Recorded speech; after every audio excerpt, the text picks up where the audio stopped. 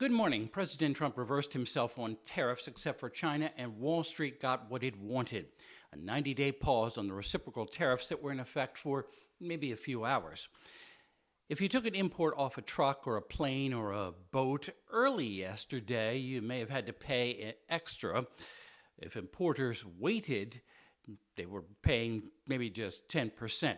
Of course, our nation's third largest trading partner, China, which imposed an 84% duty on American imports, angered Trump enough to push him to 125%.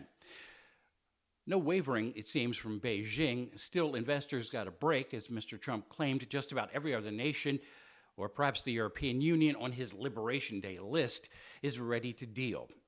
But the stock market drops of the past several days, as investors were spooked, apparently prompted the president to change his mind.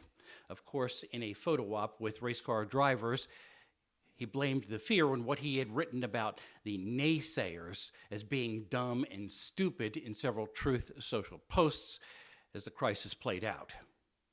Well, I thought that people were jumping a little bit out of line. They were getting yippy, They were getting a little bit yippy, a little bit afraid, unlike these champions, because we have a big job to do. No other president would have done what I did. No other president. I know the presidents, they wouldn't have done it. And it had to be done. What was happening to us on trade, not only with, if you look at it, not only with China, but China was by far the biggest abuser in history, and others also, but somebody had to do it. They had to stop because it was not sustainable. Whatever word the president wants to use, he really couldn't ignore the yipping from even some Republicans in Washington, let alone the yipping from Wall Street. In 90 days, who knows? After threatening Iran alongside Israeli Prime Minister Benjamin Netanyahu on Monday, the president updated yesterday when asked. He said that any attack on the Islamic Republic would be led by Israel. Trump disclosed direct talks between the U.S. and Iran would take place starting Saturday, and he urged Tehran to fall in line with efforts to work out a new anti-nuclear weapon agreement or face military consequences.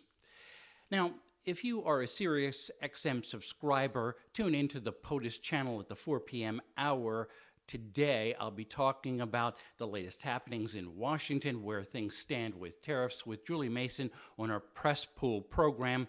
Plus, get a little plug for this podcast.